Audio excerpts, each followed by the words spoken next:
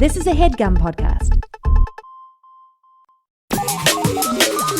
You got mail. Hi, I'm Millie Tamaris. And I'm Alise Morales. And this is Go Touch Grass, the podcast where we log in so you can log off. Alise and I are two chronically online comedians, and on this podcast, we break down the week in internet discourse, viral memes, TikTok trends, and niche influencer drama so that you can literally do anything else with your time. Absolutely. Anything. You can take a nap. You can take a nap. Refreshing midday nap instead of Alise famously, her whole family, her husband, her dog, and her cat. Yeah. They take a family nap every day at 3 p.m. At 3 p.m. So sometimes we can't. Sometimes we can't. But I will say that we siesta. They definitely siesta because I'll text her something kind of urgent, and she's like, "Sorry, just woke up from the family nap." It was the family nap. I do want to preface that sometimes I'm not able to nap at 3 p.m. because of other... All Alice's bosses are like, okay, like, excuse me, you bill us for 8 hours a day. All right, and guys, if you like what you hear today and you want to hear more, we've got a Go Touch Grass Patreon already up and running with our test episodes, mini trending topics, a weekly newsletter, our spinoff series, Search History, where we break down a viral discourse from the past. We've got one up right now about Chewbacca Mom.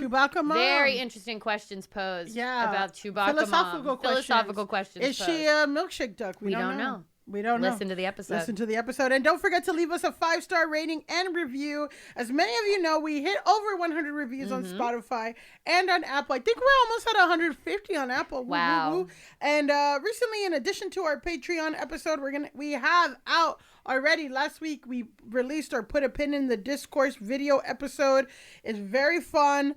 Please check it out. Anyone can watch. It's for free on the Patreon. Editing was so stressful. I had to render the video 20 times. Yeah, Millie put in some work to edit this thing, so go watch it and leave a comment about the special effects and graphics that Millie added. I watched too many tutorials, and guys, that's my penance for pirating Final Cut Pro. So also, in that same vein, I do want to apologize to our community because there was no newsletter last week because editing was so stressful. We had our live show. And thank you to everyone who came out to the live show. That was so much fun. We do have recorded audio. We have to see how that sounds and if we can release it. Yeah. I saw the waveforms and I'm like, I'm gonna have to pirate another fucking. We're gonna see if the live show will be coming to you. But if not, the show went really well. So much fun. We had great guests, Chris Murphy, Brandon Follick. Yes. We discoursed together. Yes. Thank you to Y'all Fest. Thank you to everyone who came out. Thank you to Y'all Fest. Thank you to everybody. And yeah, we're going to have that up for our listeners in Canada and New Zealand. We love you. Yeah, wow. Our international, our Grass Nation, Grass International. Grass International. Grass World. Jurassic World. Jurassic World, part 5. Listen. That's enough housekeeping. That's enough. We are super excited for our guest today. We are. He's a stand-up comedian, writer, Go Touch Grass newsletter subscriber. Yeah, which is one of the first. Millie had to apologize immediately. I had to apologize because you didn't get your email this week. You didn't get your email this week, but it's coming. He's also a filmmaker, and he tours around the country doing stand-up in Spanish. En español. And his biggest credit, though, is being my personal friend. Welcome, Angelo Colina. Yay! Another friend episode. So all happy episodes to are friend be. episodes, but I'm so honored to be part of the Grass Nation. Nation. That was the one I liked the most, by the way. Yeah. I was Stick to pushing that grasshoppers for a while, but Grasshoppers it's okay. too much. Grasshoppers is horrible, but It has a bad connotation. I recently rewatched The Bug's Life. And that is true. The grasshoppers are the capitalists. They're the capitalists. They're the oppressors. They're Right. anti-worker. So Right. I think Grass Nation is right, and then I'm loving Jurassic Park, Jurassic World, Jurassic World. Jurassic World for the I'm international. You're not. I might cancel my Patreon if you We keep need that Jurassic dollar. World. Jurassic We World. need that dollar. Don't will. Okay, Angelo. Question for you before we begin so that our listeners can get to know you. You use social media to connect with your fan base all across America and in places that I didn't even know there were Latino communities. You're going all over. You are finding He's going places. to Louisville, Kentucky. He's going to Louisville, Kentucky, and he's saying, habla español. Habla español. So, like, what are some things that you have noticed about the crowd across the United States, like, in real life versus social media? I feel like people are thinking that most people that are coming to the show are Latinos by default because they are the ones that speak Spanish. But what's crazy is that I run into a lot of people that have lived abroad, and they've had their like vacations in Colombia or Argentina or Mexico, and so they're practicing Spanish. And so, Nice. but usually they're white people, Yeah. and so they pay for VIP. That's And great. then I start the show, and the first faces I see are people who are not just like following as quick, but it's funny, and they like it too, and they love being. Yeah. Yeah, no, Yeah. that's a really interesting point of like people trying to get connection to the Yeah. community and but still like in places that I I think weren't that- necessary. Buying Shows a are being VIP gentrified. That's what I Yes. wanted to say. But I was going to say, I think buying a VIP ticket to Angelo's show is a great way to use your privilege as a white fan. Yeah. Just to say, No, I will mean, keep very- doing it. Por favor. Absolutely. Yeah. I have always felt, because I am someone who, like, I suffer from a lack of confidence in speaking Spanish because I know how it's, like, supposed to sound, and I've been around it in my life, and I know that I'm, like, not saying it exactly right, and, like, I can tell, and so I get in my head, and I always feel like I wish I had the confidence of, like, a white guy with, like, absolutely 2 semesters of Spanish 1 under his belt, like, the way they will just go for it. I would say I have confidence, but we did a show on Thursday in Spanish that probably was the worst show I ever did in my life. And it completely ruined my confidence. And I'm like, do I know how to speak Spanish? No, but just to be fair, I'm going to tell you this. That's the same way it happens to us. Like for people, like I wasn't born here and I've only been here for five years. And so when you start learning, you Venezuela, have to, folks. from Venezuela. And you have to start, like even if you don't feel, and that's how like my mom's learning, saying, like my Yeah. mom didn't know anything, and now she's like practicing, and she's in Salt Lake City, Utah. It's not like she has a choice. She has to do it, and No. so Yeah. you just like even if you don't feel confident, like that extra step of like, okay, also it doesn't need. It's not supposed to. I was a Spanish teacher too, and an English teacher. It's not supposed to sound anyway.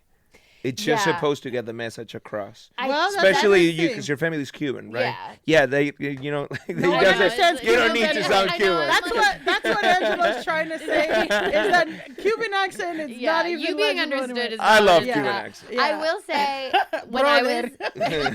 when I was in Spain, my Uber driver asked a question that is literally the question that you prepare for in a Spanish textbook. He asked me, "What is the weather like in the United States?" And I was like, I have trained every day for this day. I was like, in the East, we've got seasons. We got snow. In the West, there are not as many seasons. And my husband was in the back like, what are you? He was like, you're fluent in Spanish. He's like, what were you guys talking about? I was like, I couldn't even begin to explain. I felt like a fucking king. One of my favorite anecdotes of Angelo's, because Angelo has this huge fan base across America. One of my favorite anecdotes about Angelo is that he took an Uber and he told his Uber driver was Mexican, and he's like, I'm doing a show, and the guy came, and what happened? Yeah, so the guy, so I honestly love speaking to Uber drivers. Like I feel like that's the best way to get to know a place. I always ask them because they're around, and so I told him we were doing a show in Spanish, and we were in Denver, and so mostly Latinos who are in Denver are Mexicans, and so I was like, at first it's usually weird for them to go to a show of a Venezuelan, they will go to a show of another Mexican. And so what we were trying to say, it's like, no, everyone comes to the shows in Spanish. And I White people invited don't him. care. Yeah. They'll go. I invited him to the show and he came, but like we gave him tickets for free, and he brought his wife, but he was like, oh no, I can't have them for free. I'm like, yeah, please, we're inviting you. And he was like, okay, I'll bring you something. And he brought homemade like burritos. He brought 2 homemade burritos for Angelo. They were huge, and they brought it They to were me in the probably really green room. good. Yeah, and They they were they really were Probably fucking hit hard. they were amazing. They were great. Yeah. And this is just the benefits of touring around and doing shows in Spanish. And Latinos are wholesome. Like Latinos are wholesome. They're a wholesome crowd, I would say. They're going to bring gifts. They're gonna bring gifts. They're gonna bring gifts. They're gonna be encouraging. Just final question before we get started. Do you think there's a major difference on how Latino people use social media versus like any other group that you've noticed? Yes. I feel like Latinos are very strong in social media for just one reason. We know what's happening here, but we also know what's happening back home. And so it doesn't go the other way around, you know, like whatever's happening in America for Anglo, like speaking people, like just English speaking people, it's like, it's just going to stay here. Whereas I can get a reference of a joke from somebody in Argentina about their Argentinian president. And so they know whatever's happening with us here. And that's why when you see like any Latino, like even I noticed that when we're being reposted in stories of shows, they have a lot of followers. Like the average of followers Latino have, it's way bigger than people here. A lot of people here have private accounts with 80 followers.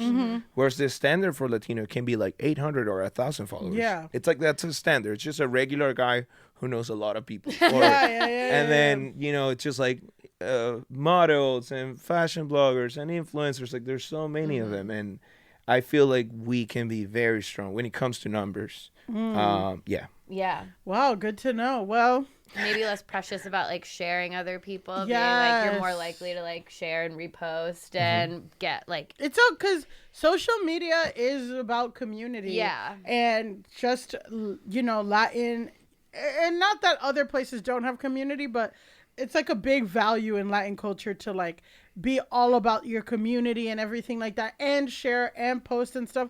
And those are behaviors that we've talked about. The algorithm rewards. Yeah. So it's like.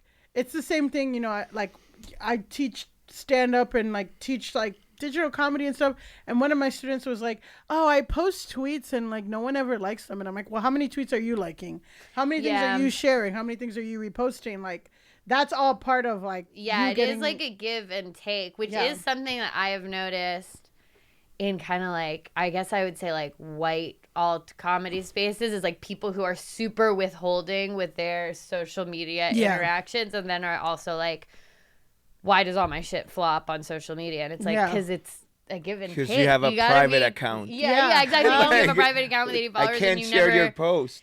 Because you never repost shows you're on, and so when you have a show, people don't repost yours. Like, there is a give and take to how this shit is done. And also, I mean, it's just natural. Like, I have friends who, anytime I do something, they're sharing. They're like, oh my God. And then when they have shit, I'm like, oh shit, like, I got to support them too. Yeah, so exactly. It's all about give and take. Things that you can learn. Sorry, Donald Trump. There's a lot you can learn about Latinos. Yeah. Sorry. All right. Sorry, Donald Trump. And speaking of Latinos, let's get into our discourse. Wow, I'm excited. It's fat. It's juicy. It's ripe for the picking. Guys, we're going to cover today, we're going to dive deep into one of the most prolific Latin artists in the U.S., Jennifer Lopez. Oh my God. And we're going to get into a very interesting allegation against her today. Today, Angelo and Alise are going to help us decide if Jennifer Lopez is allegedly responsible for the death of a certain TikToker. Oh God. Okay. Before we get to the alleged calling my lawyers, putting my lawyers on speakerphone immediately. You have lawyers? That's great. No. Before we get into the alleged murder, that's a Trader's reference. We've got to share some context. Background knowledge on J-Lo. Jennifer Lynn Lopez, now Jennifer Lynn Affleck, was born on July 24th in the Bronx, a borough of New York City, and was raised in its Castle Hill neighborhood. Her parents, David Lopez and Guadalupe Rodriguez, were born in Puerto Rico and met in New York City. Jennifer Lopez is also known by her nickname J-Lo. She's an actress, singer, dancer, and often dubbed the Queen of Dance, quote unquote. Lopez is regarded as one of the most influential entertainers of her time, credited with breaking barriers for Latino Americans in Hollywood and helping prepare the Latin pop movement in music. I feel like this last sentence of her bio was written by her team. I have to preface that. She also has been noted for her impact on popular culture through fashion branding and shifting mainstream beauty standards. I'm like, all right. Yeah, Okay. that last one, I'm like, Okay, by girl. looking still really youthful and by Girl. still being hot. Exactly. It's just challenging Because you're times. really, really rich. Yeah, I know. Ben Affleck became Jennifer Lopez's fourth husband when they married in 2022.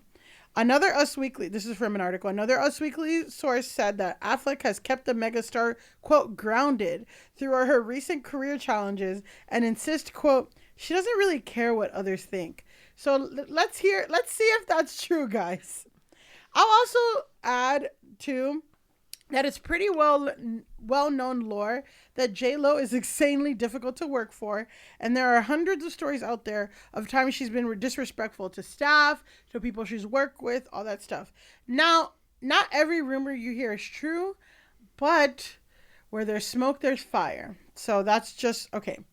So that's who J-Lo is. And basically, right now, J-Lo is what online people call in her flop era. Mm-hmm. It's because this year she released 2 films and an album, and she self-financed in a 3-part media extravaganza.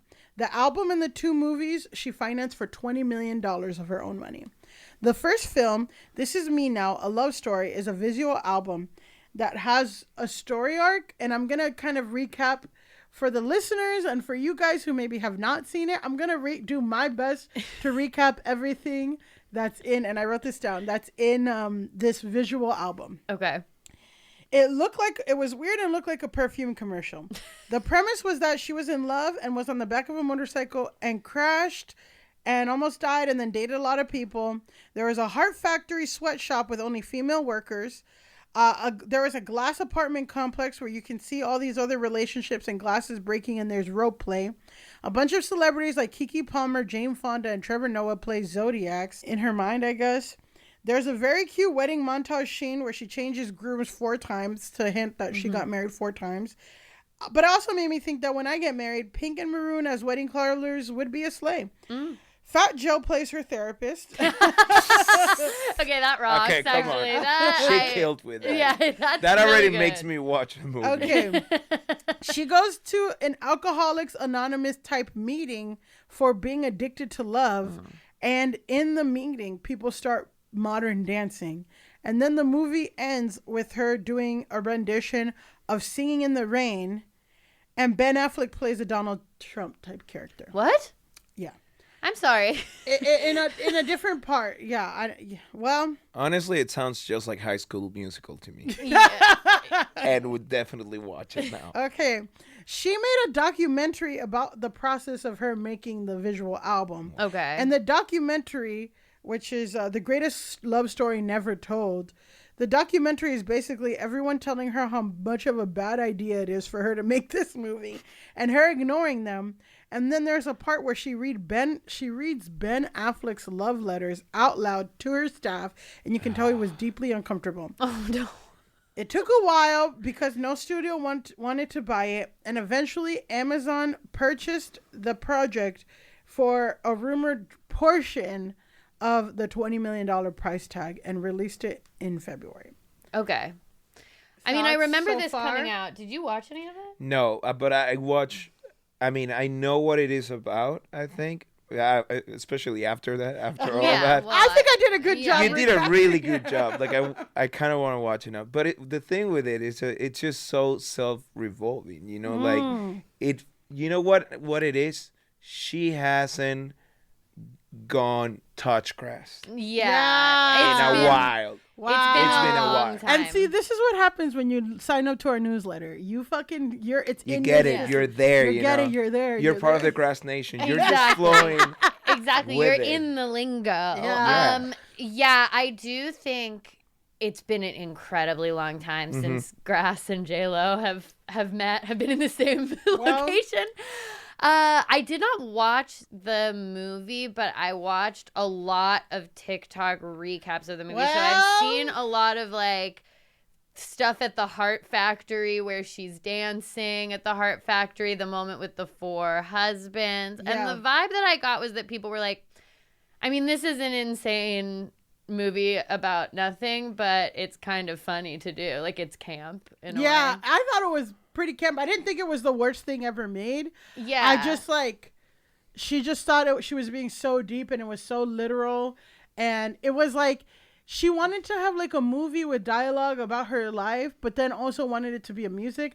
And if it was like either or, but she tried to do both, and that's kind of where I think it failed. Yeah. So let's talk about the backlash. Okay. Needless to say, this project flopped. The internet spent a lot of time making fun of her, and there were a few different criticisms. And a lot of these criticisms were laid out by Danny DePlacido in Forbes.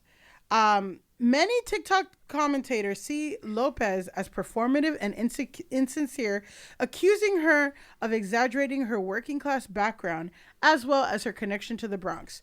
One clip of the doc that went viral sees J-Lo tasso her hair, like, so she has her hair like kind of like curly, quote unquote, and she's reminiscing on her upbringing in the Bronx, and she says, "I like taking my hair out like this.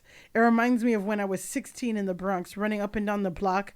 Crazy little girl who used to fucking be wild. No dreams, or no limits, all dreams." So, of course, that went viral. A lot of people thought that was a ridiculous audio. And the audio clip of that it turned into a trending sound. And, like, basically, they used it for, like, if people's dogs, like, woke up and they had, like, really fucked up hair. And they're like, "I like to think I was it." Yes, it was really funny. Oh, my God. The way that, like... the way that TikTok will take something dumb that you said and give it life, it's insane. Like I'm frightened to one day have what. No, I feel like what do you mean? I cannot wait for that to happen. All right, like, guys, your lips to God's ears, Angelo. It's gonna happen. No, it will happen. Of course it will. But I'm just saying it's a good thing because people have fun with it and they do start a conversation. Yeah, like you wouldn't have recorded the podcast if it hadn't been well, for we're that. gonna Right? keep going, guys. Okay. Another criticism is from people who live in the Bronx saying J-Lo has never contributed, or like they're calling her out because of her lack of contribution to and connection to the neighborhood. One TikTok creator, Photos by Angelo, posted a video where he bluntly accuses J-Lo of lying and using the residents of the Bronx to look human. Another girl said, "We both attended an all-girls high school in an Irish-Italian neighborhood, so you weren't running up and down the block," she says. In the same vein, I've seen people accuse her of never holding a fundraiser for the Bronx or giving back to the community, in which she's taken a lot. Another clip blew up from the Vogue interview. I think I know which clip we're about to talk about. Exactly, in which Lopez reveals her go-to bodega order: ham and cheese on a roll, a bag of chips, and, quote, an orange drink.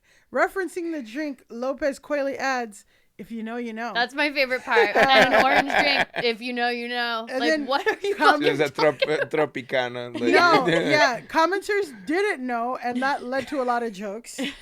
If you know, you know. Commenters didn't know. They didn't know what the fuck she was talking about. It could be like a Sunny Delight. It could be Tang.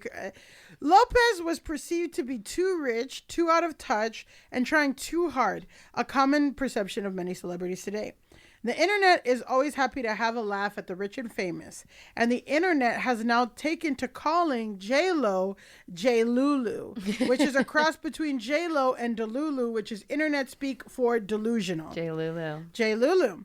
Shortly after, so this is the impact. Shortly after the release, J-Lo announced a tour for her album, and people were not rushing to buy J-Lo's first album in 10 years. This Is Me Now. People did not buy the album or buy seats for her North American concert tour this summer. The album peaked at 38 on the Billboard 200 album chart in February, and then it disappeared. But so far, the concert is facing weak ticket sales, which forced J-Lo to cancel 7 dates and to rebrand the tour to apparently broaden its scope, changing it from This Is Me Now to This Is Me Live, the greatest hits. Well, yeah, it's hard to sell. I mean, first of all, right now you are competing with some pretty heavy hitters when it comes to like touring musicians. Like Eras is coming back. Beyonce is gonna tour Cowboy Carter soon. Yeah, we have that coming. Olivia Rodrigo is on tour. I know. Well, not only that, it's probably not probably not the same demographic, but like, I mean, how many other Latino artists are like touring? Because that does well, you know. everyone is. You're right too. Is like there are big pop stars. Yeah. There are big Latin stars because right now, that's kind of the only way. Isn't Bad Bunny on tour right now? I feel Yes. like I just saw people Yes, going and to... it's way more likely to have like same fans. Well, yeah.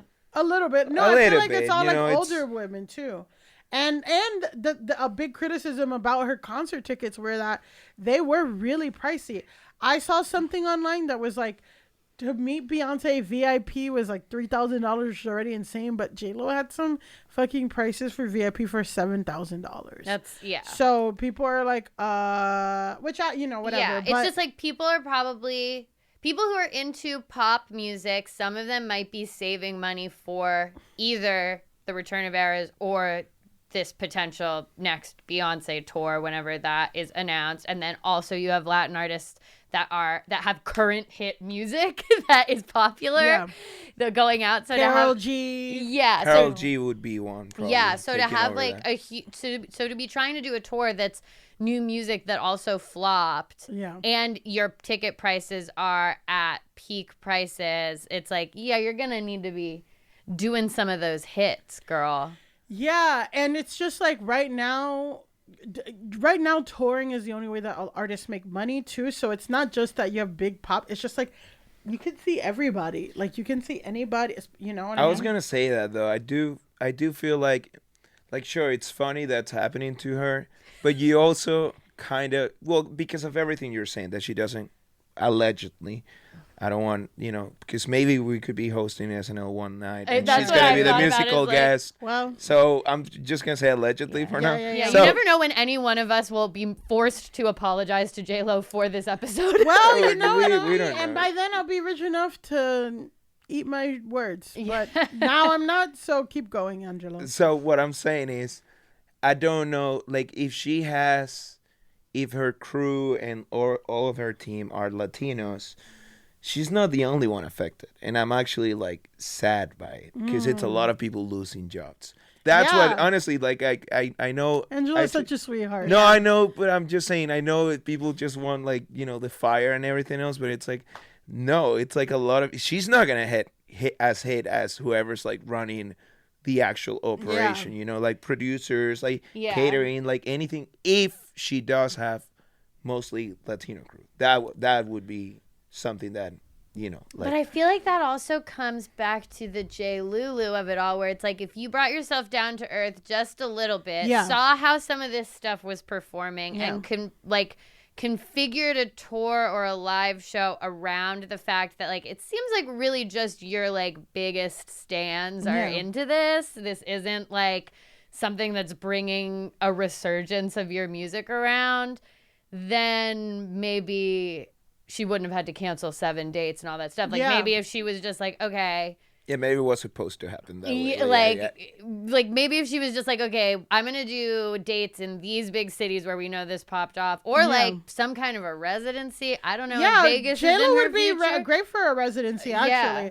I told you, I went to Usher, and and the thing is, Usher did his residency for like 2 years, and then did the Super Bowl, and now is going on tour. And like, he knew you saw him, and that's why he took the Super Bowl gig. Yeah. No, but it's just also just like building momentum and getting people excited about his music again. Yeah. As he's working, you know what I mean? And it's just like, but J-Lo would be a great residency artist because I feel like Vegas is the perfect place to like have something to do. I don't know. I think the residency experience is really great. And it has that intimate thing, and like people can come seek you out and whatever. But yeah, and you can build hype around the show itself, where it's like, because I feel like Britney Spears did such a good job with that, where it's like her Vegas residency, people are like, she's out here fucking dancing and going nuts. And that's what I mean about J-Lo. If she had if she did the Super Bowl kind of performance 3 nights a week, 4 nights a week in Vegas for a year, and then then did a tour, okay, like. Yeah, now I we're think talking. Well, also But Britney uses her own social media platform, and people know. Well, But Like- Britney's not Jlulu. Britney's not trying to release. She's not paying $20 million to make a doc. Well, Yeah. people are paying her she's now. yeah, and like the Vegas residency was before she had access to her social. Yeah, she wasn't. She didn't have access She wasn't to her allowed- social. that wasn't her. She wasn't posted allowed then. back then. No, that wasn't her. Oh, posted. okay. Angela, we've got some documentaries to send you. Angelo, we have like 5. I don't know. I'm documentaries. just in And terms a of book. time. I don't know. There's a Okay. lot to know about There it. is a lot to know. You got mail. So let's talk about backlash to the backlash. The discourse wasn't all jokes and memes. Several content creators claimed to have copyright strikes on their TikTok accounts in response to their critical commentary on the greatest love story never told. The move, like to copyright strike people who were criticizing J-Lo's documentary, was viewed as a low blow from J-Lo's team. TikTok creator Quint Roper Servant said that he received a copyright strike in response to a critical review of J-Lo's documentary, and the video that he got a copyright strike had amassed millions of views before it was flagged, and according to Quint, was fair commentary, quote, intended to satirize the overwhelming narcissism I was witnessing. We should be able to share our views about content we're constantly exposed to without being penalized, he said. It's time to question the celebrities being pushed on us and advocate for a culture that values open dialogue. But the most important aspect of this is the story of Kyle Marissa, who's known for doing celebrity blind items. TikTok creator Kyle Marissa said that her account had received copyright strikes on every single video that contained footage from the greatest love story never told. As a result, her account was permanently banned. Quote, J-Lo's narcissism single-handedly crushed the main portion of my small business, Kyle Marissa said. I didn't even have the opportunity to download or save 4 years worth of my content that had been viewed over 1 billion times and accumulated over 50 million likes. Kyle Marissa created a new account, but lamented 4 years of hard work that was put into building her sizable TikTok following of almost 700,000, having lost hundreds of thousands of followers from the ban. So let's watch a clip of Kyle. You want more, I'll give you more. So you know how in recovery, they say the first step to recovery is admitting you have a problem. I have a problem, and that is that J-Lo copyright claimed all of us, myself included, got my account banned. I think that was it, because she didn't like the fact that we were using clips from her narcissistic venture, her cosplay of an Eras Tour film, I don't know what the fuck that is, to point out all of the lies and narcissistic attributes that, you know, she has. So a lot of your favorite creators might be gone because of that. So since I now am in recovery, since I've admitted that's the problem, I need to heal, and I'm going to heal by using blind items to expose what a narcissistic POS J-Lo is. How about this? So this is going to be an abbreviated deep dive, just enough blind items so we get a real idea of what J-Lo was like then, because this is her now.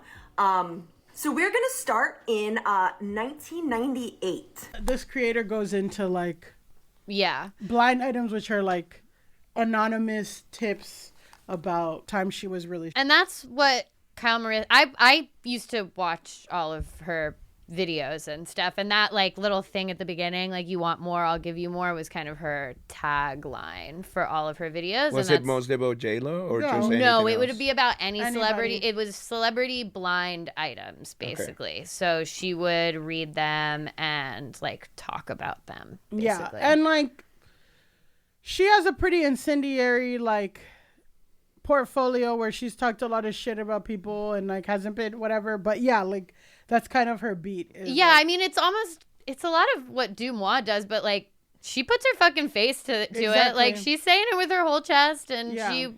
she would read these blind items and link them and gave commentary on them. It was a very interesting account. I definitely followed it. It was served to me from TikTok, and I followed it from there. Do you think like she actually needed? Because she says she's in recovery now, right? Well, we'll talk about that. But any thoughts about that? Oh, wait, should I go? 'cause Should you I move forward? I I'm mean, you waiting. did I say- know the yeah. details, so I'm Okay, just okay. waiting. I This kind of want to detail know. I Yeah, do. I kind of want. I'm waiting for you to drop it. Okay, well, in the backlash to the backlash to the backlash, the final part of the story is in the Forbes article by Danny De Placido. Kyle said that because of the permanent ban of her account, her earning potential has been severely impacted, estimating that Jlo, quote, has cost me more than 4 figures of my income just from March 2024, which affects her ability to access necessary medical care. What people didn't know is that as she rose in followers, she was battling cancer. And in one of her posts on her new account, she said, "If I die, it's because of Jlo, because I can't pay for my colon cancer treatments because my account is banned." And a week later after that post, on April 16th, it was announced that Kyle passed away after fighting her battle with cancer. Because of that, many people have been putting the blame of Kyle's death on Jlo and her team, saying it's her fault, and they've been flooding Jlo's post or just unfollowing her in general. And you can see, and they're saying like, oh, Kyle's ghost is haunting her, because Jlo has nearly 23 million followers, but her photos are only getting like 500 likes on Instagram. People say that's the ghost of Kyle. So now that you've heard the evidence, do you think Jlo is allegedly responsible of the death of Kyle? Who wants to go first, Angela?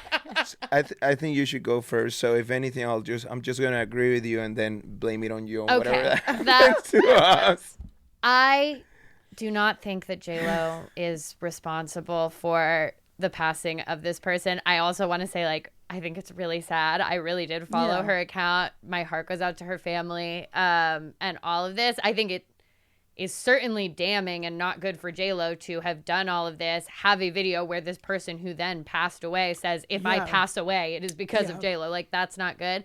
But to me, what more of this is about is something that we talk about on the pod all the time, which is that these platforms like TikTok, Instagram, whatever, they have no responsibilities to shutting down people's businesses, to banning people's accounts. Again, like she said, she didn't even get the opportunity to download her work. Like, I just think it comes back to this question we have all the time of, when is society going to catch up to the fact that social media is a small business for a lot of people, and for a celebrity to just be able to copyright strike you, because it seems like she was just copyright striking anybody. Everybody. Yeah. So for like a celebrity to be able to copyright strike stuff that kind of should be fair use because people are giving commentary, for TikTok to be able to just be like, your account's shut down, for Congress to be able to be like, actually TikTok's banned. It's like, none of this is taking into account the fact that these are people's fucking businesses. This was her business. Her account was her business. It was how she paid for her health insurance. And we don't know one-to-one what happened, but like, you can ruin someone's life by just pulling the plug on their small business out of fucking nowhere. Yeah. I think it's just also people, but it's like, how are we measuring that? Like, I don't know. I don't think people know as much as you do. Like, there are people that probably think social media is just like stupid. Yeah. Like, there are people we know our age. Yeah. And so it's also hard because we don't have people on our side. It's harder to convince people of how important this is when you have people on yours, like, that just look like us, like our age, that don't get it either.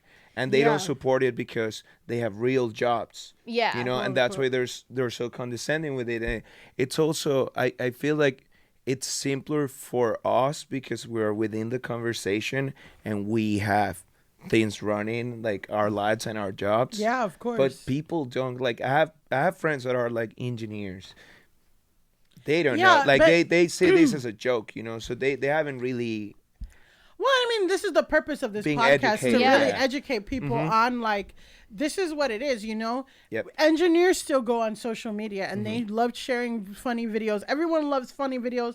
Everyone loves this and that. Everyone loves to be entertained. Everyone likes movies. Everyone likes TV. And right now, social media is a way, unless you have like 10 like old white guys that like you in Hollywood, you're not going to get shit done without social media now in today's industry. And it's like, unfortunately, 10 old white guys run the fucking accounts. Listen to what Marsha said last week about the social media.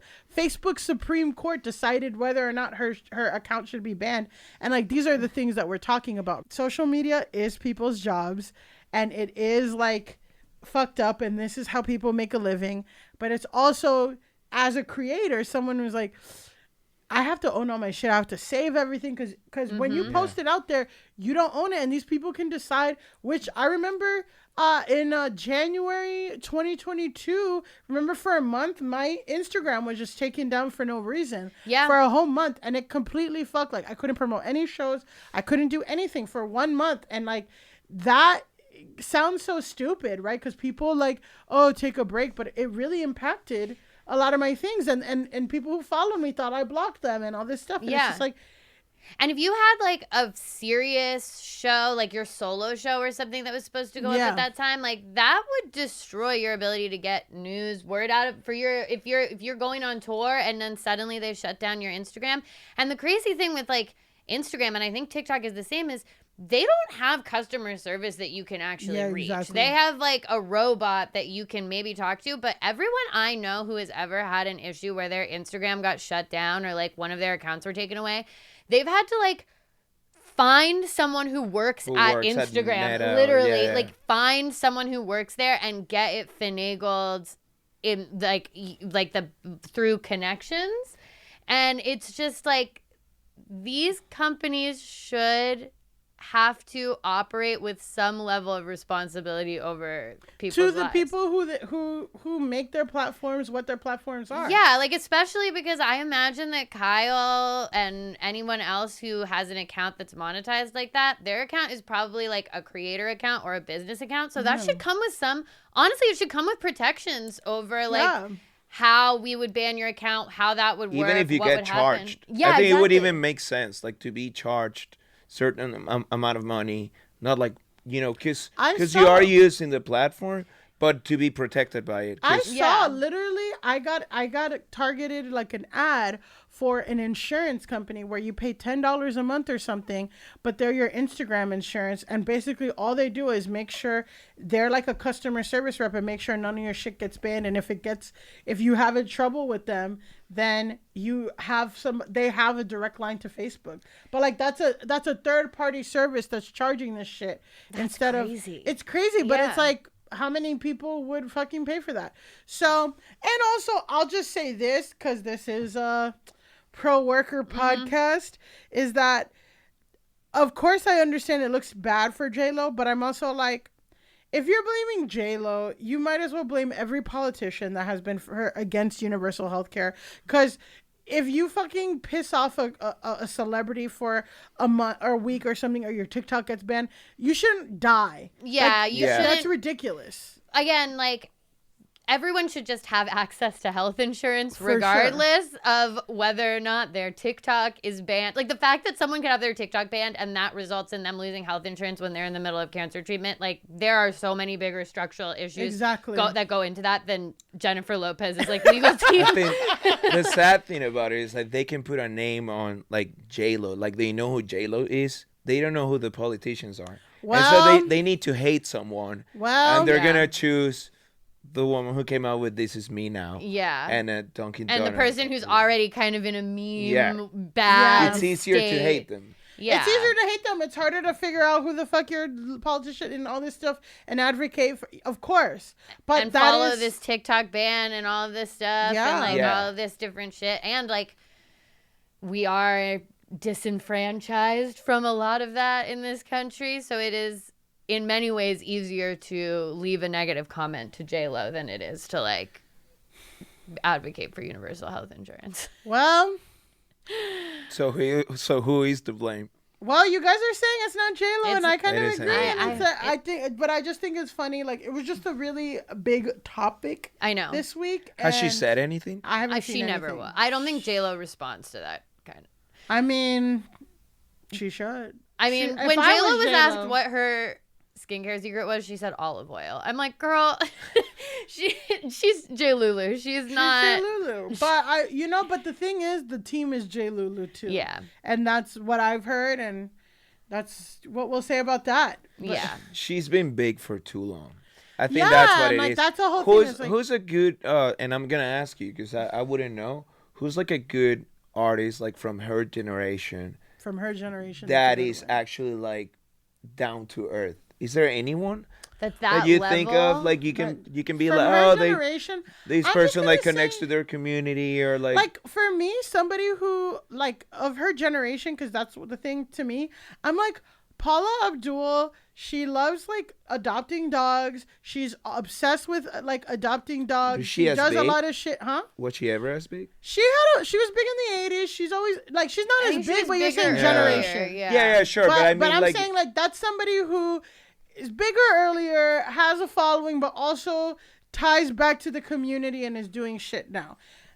Big as J-Lo that's still like down to earth, that's tough. Because I'm just know. like I'm It's also like tough. Bad Bunny is somebody who I think that's a great artist who like does things for Puerto Yeah, of Rico, course. does things for his community. Latinos in For general, yeah. Latinos in general, like brings a light to all the issues and stuff like that. And like But it's also generational wise. Like he It's was, generational was wise. just like he was a clerk like 6 years ago. So he's Yeah. Yeah. he was like he hasn't been big for that long. And Yeah. also it was people the one that brought him to he came out of like SoundCloud and stuff. Yeah. And so it's like he knows people were the ones, whereas I don't think J-Lo.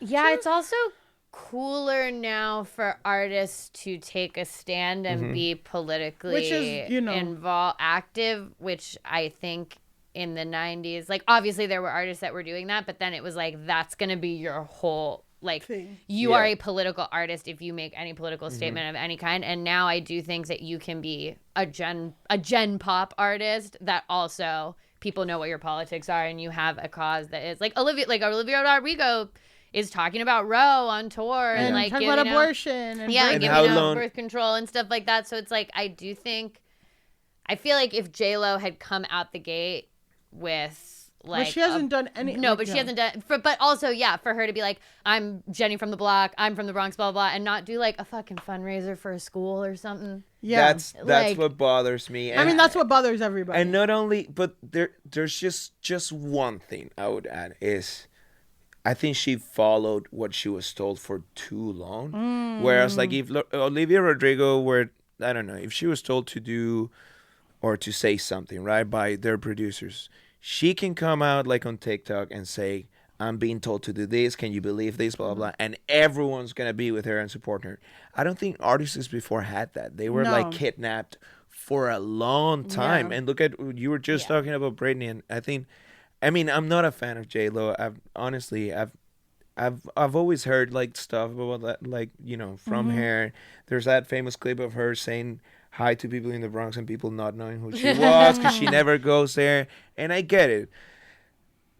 But she's also a woman. And like, Yeah. guys, she No, was, that's how true. many times did she have to follow, like what she was told? Yeah, I don't no, know. that's fair. I do want to think like she was like that for too long. Yeah. And it's almost impossible for somebody to become rewired. That's true. rewired, like, Look at Angelo being nuanced and fair. well, Well- I'm your neighbor. I have no choice. Well, again, he's covering his tracks for when he hosts SNL, and That's- they play, and, Exactly. We're doing and that TMZ too. pulls the clip of him saying, "I'm not a fan of J Lo," and then we TMZ. have to. It's not gonna be TMC. It's gonna be like Telemundo. 'cause Yeah, it's Primer impacto. Yeah, just some random Latin TikToker with like Gordo y 100 la million flaca, followers. something Yeah, like Shade that. Room Latino. Yeah, Yeah, yeah. Okay, really quickly, we have speaking to your senators and Yeah. politics, we have our next segment, which is Politic-TikTok, TikTok. where we talk about how the internet and politics intersect. Recently, I don't know if you've heard this. Recently, the city of Detroit put up a new sign on the side of I-94 as a welcome to visitors entering the city ahead of the upcoming NFL draft. The rendering shows big block letters that are supposed to be inspired by the Hollywood, California sign, like this. What they got was this sign. Tell me what the difference is, what you see between the two signs. I mean, it's what you get when you order in Wish. Oh, really? That's what you're saying? That's what I'm saying. Yeah. That's what you're saying? That's what I'm saying. Okay. I'm gonna stand by it. Okay, you're gonna stand by Wish. Alise, what do you say? I would say that like the original rendering is this giant, grand, big sign that would welcome you to the city, and what they actually got is like a haphazard. It looks like it could be the entrance to like a rest stop. Yes. Yes. That says Detroit. It is not. And what are the coloring the font? So the original rendering is like kind of this big, grand, almost looks like white, even like not marble, but like it would be like the Hollywood letters, like striking. And then this is like, it's in a light blue, and the font is so spread out that it's kind of hard to read. It doesn't look like one word. It looks like every letter is doing their own thing. It looks like an acronym. Yeah, exactly. It does look like an acronym the way the letters are spaced out. Well, guys, people are upset with this. And usually when people are upset with things, they write to their government representatives, go to a community board meeting, or make a petition. But if you're Detroit-based rapper G-Mac Cash, you make a diss track about the sign. Let's listen to the diss track. Amazing. That's amazing. I know you fucking lying.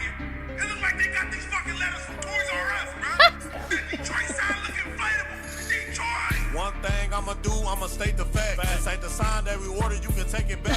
Here we go, thinking we about to get some shit. Now they done order us a sign off fucking Wish. Oh my God. Probably not gonna see this shit when you on the plane. All I wanna know how much we paid for this. How much? Real talk, man. Shit, I could have made this shit. I thought our sign was gonna look like Hollywood. No. That's probably why they put this bitch right by the hood. Thought we was about to get some shit. They really. Okay, I don't want to like. I told you. Yeah, that's what you said. Wish. I forgot to tell you I was a rapper too. When you said Wish, I was like, oh my God, that's so funny. That I love doing a diss track about a sign. That is so fucking good. And the fact that he's like, I'm gonna keep it real. This looks like shit. That's just straight up. That is so funny. Yes. They just two more lyrics that we didn't get to. It was, thought I was about to get some shit. They really just hoed us. They gave us a sign in Times New Roman. Wow. And then I am just keeping it real. We ain't never hating. I think I seen a bigger sign at a graduation.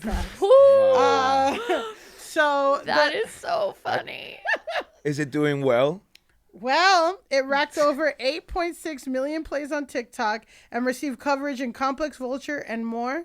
It has 155,000 views on YouTube. Wow. The mayor has responded and said, J-Lo should have him as an opener. Well, see if that I helps. know, right? I fucking see that. Mayor Mike Duncan blamed unrealistic expectations on an AI-generated image that heavily circulated when the project was announced. The Detroit sign is a testament to Detroit's growth over the last 10 years.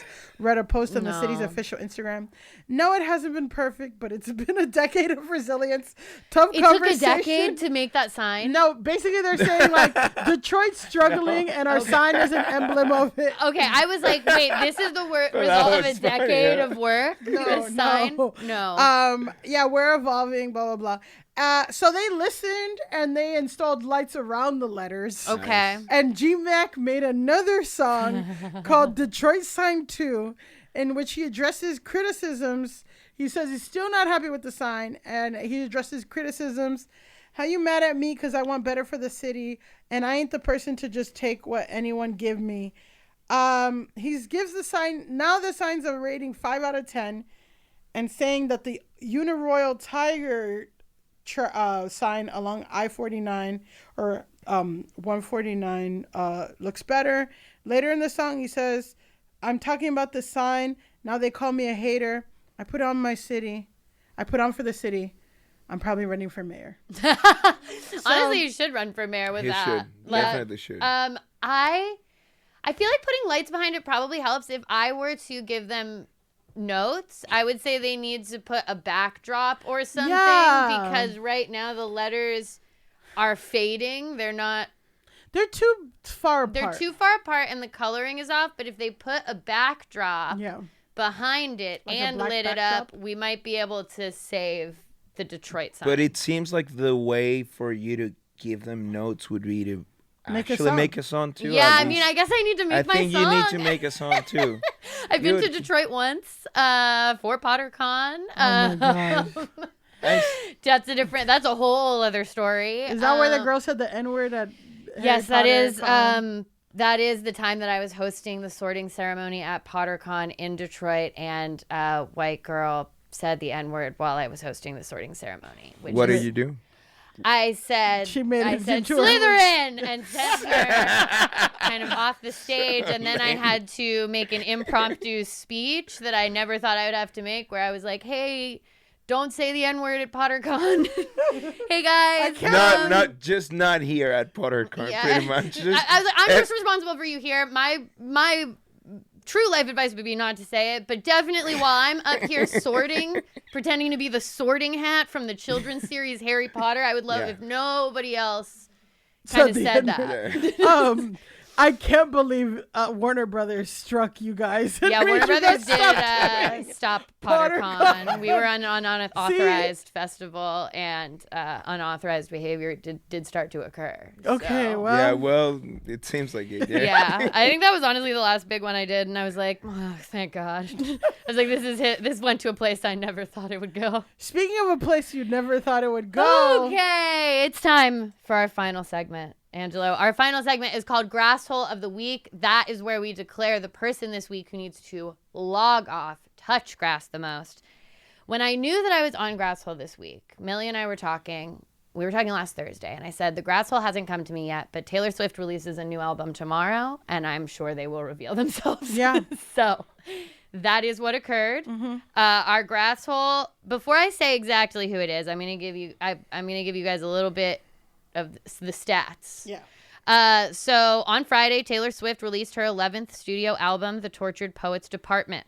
It was a surprise 2-hour-long, 31-track double album. Response to the album, as far as reviews go, has been more mixed than normal for Taylor Swift's recent projects. So Pitchfork gave part 1 a 6.6 and part 2 a 6.0 rating. Out of 10. Out of 10. That's low for Taylor, but not like a panned album. You know what I mean? So like Reputation, which is her previously most like critically mixed album, got a 6.5. Peppa Pig's Peppa's Adventure, the album, also got a 6.5. Well. So part 1 got 6.6. So it is a little bit better than Peppa Pig's Peppa's Adventure, the album, according to Pitchfork. Part 1. Part 2 is not as good as Peppa Pig's Peppa's the Adventure. Moment. She's the god. They do share demographics. Cowboy Carter got an 8.4. Midnight's got a 7. Folklore got an 8. 1989's Pre-Record got a 7/7. So like it is low if we're going in Pitchfork terms for Taylor. 7/7? That's low. It should be a 9. For 1989? 1989? I think the course. re-record got a 7.7. I'm not sure what the original 1989 got. Maybe Scooter's got version? higher. Yeah, Scooter's version. Which I do prefer Scooter's version. I don't know what it is, but there's some magic in there that I don't think we gotta made it cut to that the out. re-record. I know. Cut it chopping out. that Cut it out. out. I'm immediately killed. We're gonna. I'm taken out. But, you know, so again, it's like mixed. Rolling Stone called it an instant classic. The Times in the UK gave it 5 stars, but also like Paste Magazine called it a strikeout. NME called it a rare misstep. So when I was thinking about who was going to beat Grasshole, there was a period of time where I was like, I'm going to do a dual Grasshole of both the Swifties and the vehement anti-Swifties because reactions have been overwrought on both sides, I think, of this. But I ultimately decided not to do that because it would have involved reading a lot of tweets by what I think are 13-year-old girls. Yeah. And we said there should be an age warning on yeah, and at the end of the day, like we punch up here. Yeah. So that is why I am declaring our Grasshole Miss Taylor Allison Swift herself. Wow.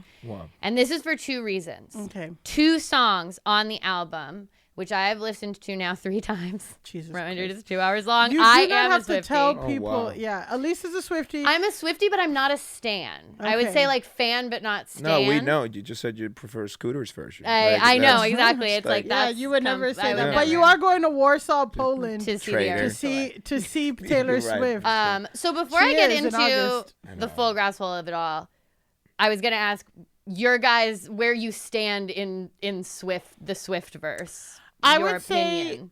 say that I'm like I like some of her songs. I've sung them in karaoke. Blank Space, and We're Never Getting Back Together. We did that together. Yeah, and we what? Yeah. We were driving from Hartford. We sung Black Space together. Yes. Blank Space, but I Blank do like Space. the idea of Black Space. Black Space. Yeah. Taylor Swift's Black Space. I think she has some fun songs. I'm not a Swiftie, but yeah. Yeah. I'm not I'm probably like I'm not a Swiftie, but probably for a Latino Venezuelan immigrant, I am because I know over 15 songs. Okay, so yeah. that already within like You're in the upper for my friends, percentile. I am. Yeah, within your range. I just gotta be. Yeah, You are And, the like, Swiftie. Yeah, I like her. And people seem happy when they go to their concerts, and so Yeah. I don't know. Yeah. So, okay, great. That's a great place for us to kind of begin the conversation. So I'm giving her Grassel of the Week for 2 songs on the album in particular that I actually think are 2 of the better like songs. But the reaction that they made me feel when I found out the lore behind them and got deep into the meaning, because as we all know, Taylor Swift has Easter eggs hidden throughout all of her songs and everything's about something. My reaction was, go touch grass, log off. But Taylor, log off. One of them is a loving log off, like what we've given to Selena Gomez in the past, and one of them is a more heavy dose of side-eye log off. I'll let you guys choose which one we talk about first. Side-eye or loving? Let's do loving. Or So what are you saying? give me an example of what you said. You did that to Selena Gomez, which means that we want her to log off for we sympathize. We want her to log off for her own good because we love her. Okay. And the other one's like, girl, get the fuck off. Like, you're Right. ridiculous. Yeah. So which one do you want to hear first, Angelo? I wanna hear the side eye. Okay. Okay, well, we'll go with our guest. Guest choice. So we're gonna first talk about the track "But Daddy, I Love Him." But Daddy, I Love Him is a bop. It's a good song, in my opinion. But it is Taylor's response to the internet's response to her dating Matty Healy. So it's basically her coming for her fans. And as a reminder, Matty Healy is the frontman of a band, the 1975. Taylor dated him for basically a couple of months after the breakup with Joe Alwyn, and people were really not into this relationship because Matty Healy has made racist comments about Ice Spice on the Adam Freeland show, which is a whole other discourse. Put a pin in that discourse. And we may never unpin that. And he genuinely has like that edgelordy sense of humor where it's like he says racist stuff but with a wink, and he's like, I'm not really being racist, I'm making fun of racism. And it's like, Is but that how are the you? the girl said the N-word at the PotterCon? The girl said the N-word at PotterCon. The girl that said the N-word at PotterCon seems like she maybe seems like slept with black people. The and girl who felt said the like- N-word at PotterCon said it because, like, in the way of like people who say it in a song. Like, I think she was confused about. Okay. Where Matty Healy will say something like, Did outright you change her racist. voice while doing it? Stop, No. Angelo. Okay, listen, we will pause for 1 second and I will tell the story of the girl who said the N-word at PotterCon. Basically, she came on stage, she had a fan-made t-shirt on. I'm in front of fully 300 people. Me and this other guy are sorting. I'm doing my banter with her. I see that she has a fan-made shirt, but the lights are really bright. I can't tell what the shirt says. I say, what does your shirt say? She says, I'll tell you, but don't be mad. I don't think that could possibly mean that it says the N-word. So I say, no, come on, tell me. And then she says that the shirt says, free my N-word, Sirius Black being Harry Potter's uncle, who was unfairly imprisoned in Azkaban prison for 11 years. So then I told you to not ask, Angelo. No. And at that point, I declared that she was in Slytherin, and I got her off stage, and I told the security guard to make her go to Diagon Alley and get a new shirt, and then I had to make a weird announcement. Not only did she say it, she was wearing the it too. shirt. She was wearing it, and You're I missing did not, that. That's even No, worse. I've heard it. It was Some starred people out are on the deaf, shirt. Alise. They read it too. It was starred out on the shirt, so she knew not to write it, Yeah. but she still said Right, it okay. into the mic.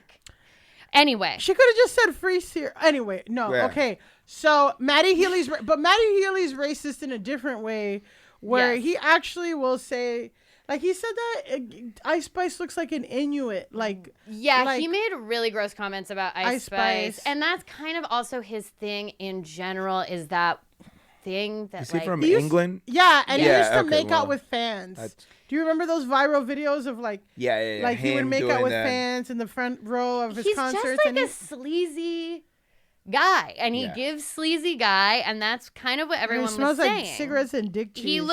He looks like a cigarette. Yeah. He looks like a half smoked cigarette that got water on it. Yeah. Like that's what I have to say about Matty Healy.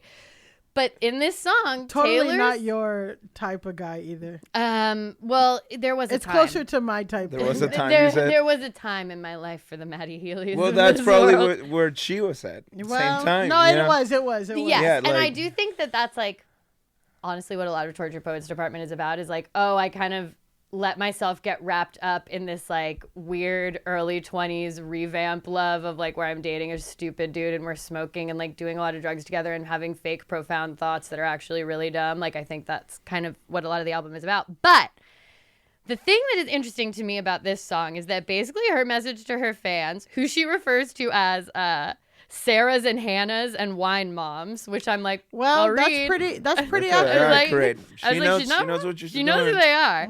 But her message to them is basically like, fuck you, don't tell me what to do. So some lyrics are, I'll tell you something right now. I'd rather burn my whole life down than listen to one more second of all this bitching and moaning. I'll tell you something about my good name. It's mine alone to disgrace.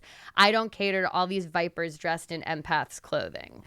So it's very interesting to me because I don't think Taylor Swift has ever come for the Swifties, her own fans, like this. She's come for the collective haters. She's come for critics, etc.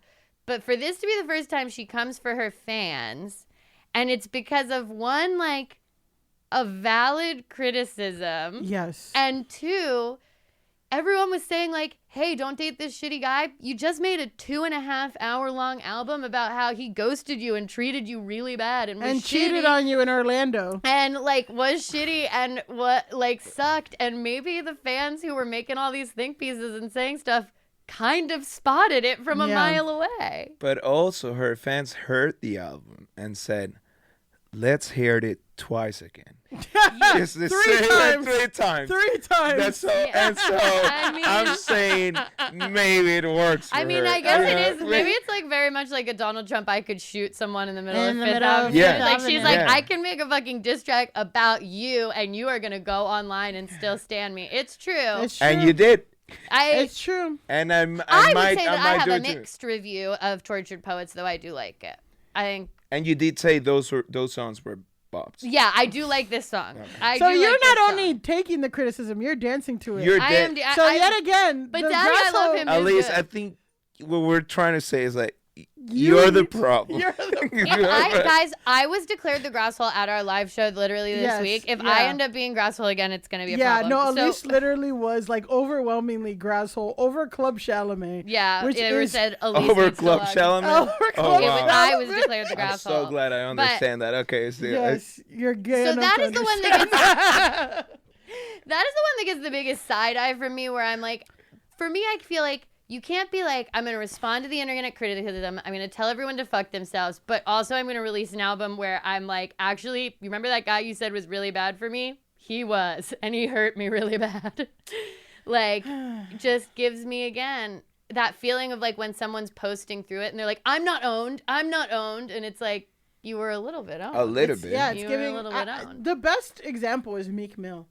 Yeah, like Meek I'm, Mill tweeting 20 times a day that he's not gay. Yeah, Yeah. it's just like the best response. Or if the song had woven into it something that's like, and it kind of turned out that you guys were right, there would be something different to it for me. I'm just like, if I'm like, it's so easy for someone that famous and rich to never look at their phone. I was just I was like, I'd be like drunk, vacation drunk.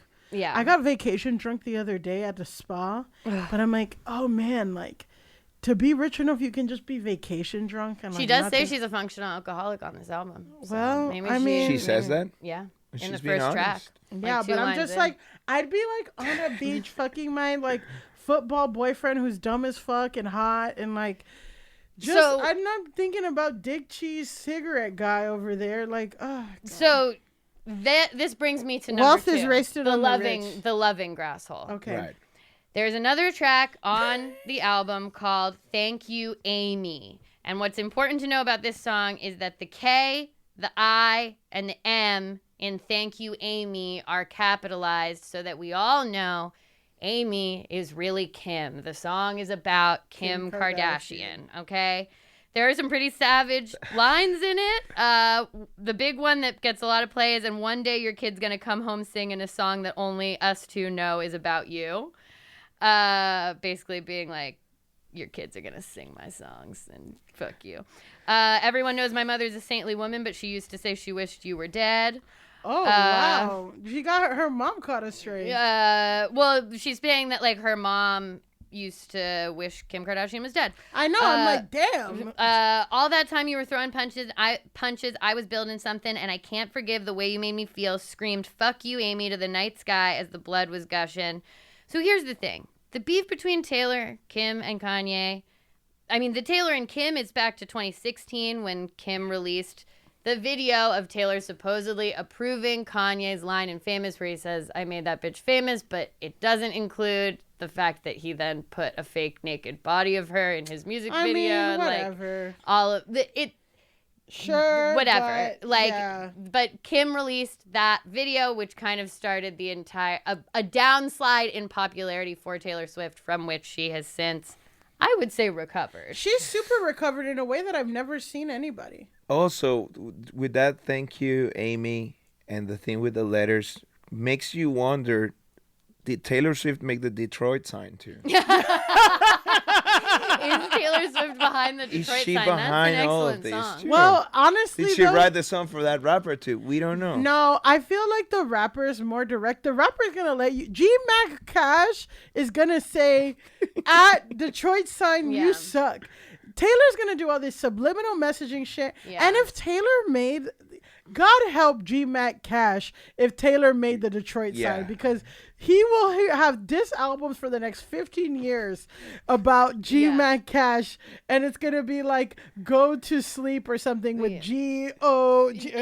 It's the thing is, like, part of what I do enjoy about Taylor is that she has never gotten over anything that's ever happened to her, and I think Like that you? rocks. Yeah.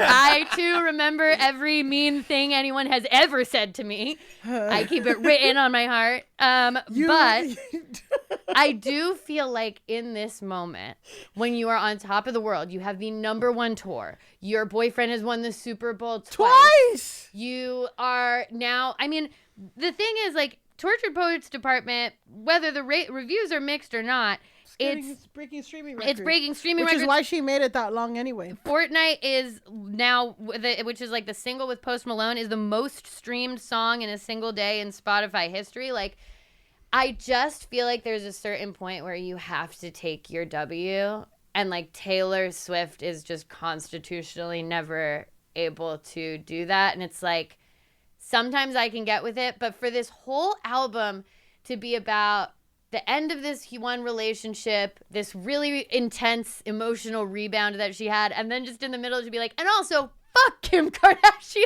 Yeah. Is so, to me, I'm like, girl, let this sleeping dog lie. The Kardashians are also in their flop era themselves. The Kardashians like, if they were are in the flop era. We should they, have a podcast. We should do a Patreon episode about if they were at the top of their shit, it would be a different situation, but like, their businesses are fucking failing. I feel like their hold on the culture has never been less. Kanye is complete persona non grata in the entire music his industry. Like wife is like butt ass naked, like wearing a his fake shawl. School he's getting sued out. Like, it's like you won this. As things stand right now, you couldn't be in a bigger place. So it does feel, even though you can't really punch down at the Kardashians, for her, I'm like, why do we have a Kim Kardashian No, song? I feel like it seems like they need it. Like, they need to have these sort of like celebrities downsides. Yeah, like she's doing too well.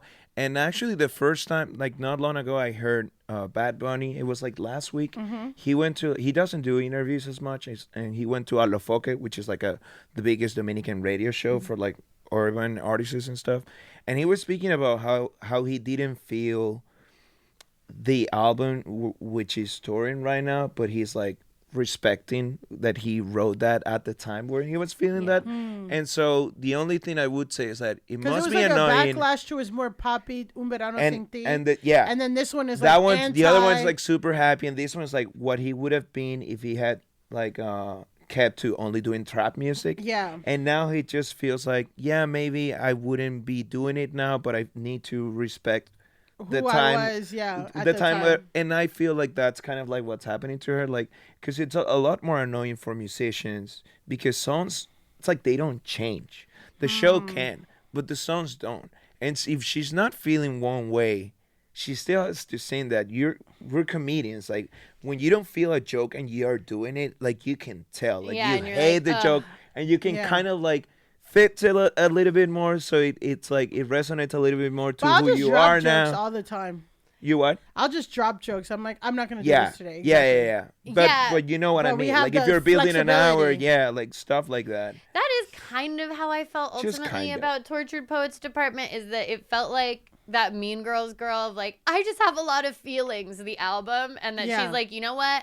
I've been touring. I've been doing all of these re-records. Here's everything I felt about these last two relationships in the last 2 years. I'm not going to edit it or take out the non-bops or do anything because I don't fucking have to because I'm on top of the world. And here's the whole 2-hour saga if you want it. Kind of. Yeah, and I do think a lot of artists say like this is how I felt at the time, so I'm gonna keep it Yeah. like that. And yeah, I just do feel like Taylor. It just reminds me of like something that was difficult for me in her documentary was that I just felt like it was so stupid in that like real issues that she could have talked about were blown past. And like literally there was just one scene where like she was talking about the Kanye thing, and at this point, like at that point when the documentary came out, it was like 2017 maybe. Yeah. And that thing happened in 2009, so almost 10 years later, or maybe it was 2019, I think, that documentary, I don't know. Anyway, so her mom is playing with the golden retriever, and her mom turns to the camera and is like, oh, Taylor got me this golden retriever when I was battling breast cancer and I was really sick. And then she's like, yeah, Mom, thanks. Anyway, Kanye was mean to me. And I'm like, I actually would have liked to see a documentary about how you and your mom overcame that or whatever, but it was just so focused on Yeah, I fucking mean, Kanye. I do think, here's what I'll say is that I do feel like Miss Americana was pivotal in like changing the conversation around that Kanye event, and like the narrative flipped after Miss Americana came out and people were like, wait, that was actually fucked up and what Kim did was not fucked up. Like kind of before that, people had I think it sparked a conversation to think critically about that situation and like him taking the VMAs from her in a way that actually hadn't happened in the 10 years until Americana came out. Oh, that like people were She starting wasn't to... mature enough to address it the way.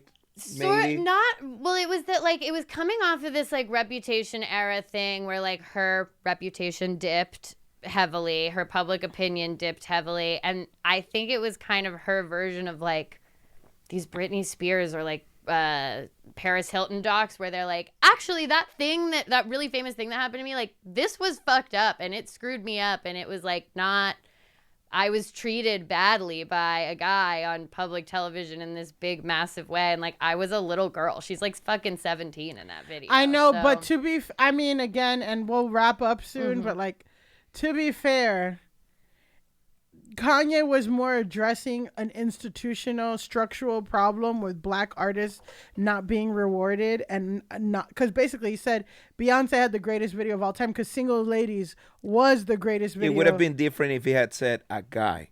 Exactly. Like if he had acknowledged a guy's video, then. But yeah, I guess there's a little bit more of like gray areas there's a there. nuance Yeah. there because literally Beyonce has never won Album of the Year with the Grammys, and Taylor has won multiple times. So it's like, yes, that was a thing, but it's also like in her. But I guess, and this is the overall criticism, is like in her blindness and focus on her suffering, It is ignoring these bigger structural issues that affect people, whatever.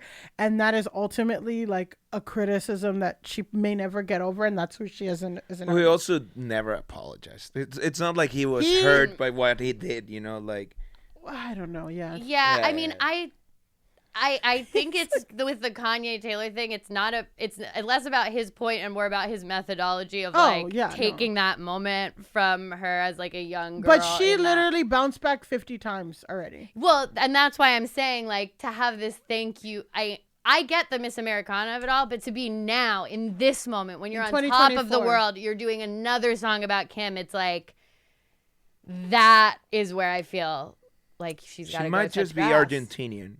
Let's not only okay, so this podcast in this episode we offended the city of Detroit, J-Lo, her team, and the Swifties. I got Argentinian family. I'm not offending them. They're just particular in that sense of like there's a meme of a little girl on national TV. She wins something, a present. She goes like, "Mira de quién te burlaste vos." She's like making fun of a kid in the school that was making fun of her, and she's like telling, like in the moment where she wins. So Argentinians are petty and they kind of do that, grudging. like remember when you were making fun of me? Well, I'm winning now. I mean, well, maybe she is Argentinian. She might be Argentinian because she does kind of look like Anya Taylor-Joy. Yeah, she could be that version. She could be Argentinian by way of Germany. Well, and Argentinians will claim her right away. Oh, absolutely. Yeah. Well, but yeah, so for those two songs, which I do think are good songs, but because of the lore, I say Taylor, Allison Swift. Go touch grass. And that's the end of our episode today. Say it in Spanish, Angelo. Ve a tocar grama, césped. No, grama. Okay. Angelo, where can our listeners find you, follow you, see you on tour, all of those good things? Just Angelo Colina everywhere, because I have the handle in every other social media. Wow. A professional. A professional. I got ahead on time. It's very professional. Oh, thank you. And guys, you can follow us at Go Touch Grass Pod on all of our social media because we're a professional podcast. Yes. You can follow me at Pandalise on Instagram and at Alise Navidad on TikTok because I am not professional. And also because Meta doesn't have fucking... You can't get in touch with them to say, I want to change my handle. And once you're verified, you can't change your handle. Because Alise Navidad is pretty fucking solid. It's the best handle. It should be anyway. Whatever. That's where you can follow me. We'll have that conversation another time. You can follow me at Millie_Tamaris because someone took Millie Tamaris and made a troll account, and I can't use that on Instagram and on TikTok. You can follow me at Millie Tamaris on Twitter. Yes, I'm still there. For some reason, because I'm lurking. I'm just not posting as myself. And just please join the Patreon. My God! Thank please you. Join the Patreon. Thank you. Join the Grass Patreon. Nation's waiting for you. Grass Nation's waiting for you. We're just and this there is a $1 patron. you. Come on, you guys got an extra $1. We got $5 and $10 patrons. We're not even saying skip a cup of coffee. We're saying go look at your car on the bottom of the thing and get 4 quarters, and that's what you got. And then you will shake out a couch cushion. Shake out a couch cushion 12 times a year. Wow. Well, guys, that was our pop music focused episode. A pop focused episode. Music, yes. G-Mac Kush. Yeah, I guess I wouldn't maybe classify him as pop, but a music focused episode. Music focused sure. Pop. Genre defining and defying episode of Go Touch Grass. And until next time, go touch grass. That was a HeadGum podcast. Hi, I'm Caleb Heron, host of the So True podcast, now on HeadGum. Every week, me and my guests get into it, and we get down to what's really going on. I ask them what's so true to them, how they got to where they are in life, a bunch of other questions, and we also may or may not test their general trivia knowledge, whether it's one of my sworn enemies like Brittany Broski or Drew Wallow, or my actual biological mother, Kelly. My guests and I are just after the truth, and if we find it, great, and if not, no worries. So subscribe to So True on Spotify, Apple Podcasts, Pocket Casts, or wherever you get your podcasts, and watch video episodes on the So True with Caleb Heron YouTube channel. New episodes drop every Thursday. Love ya.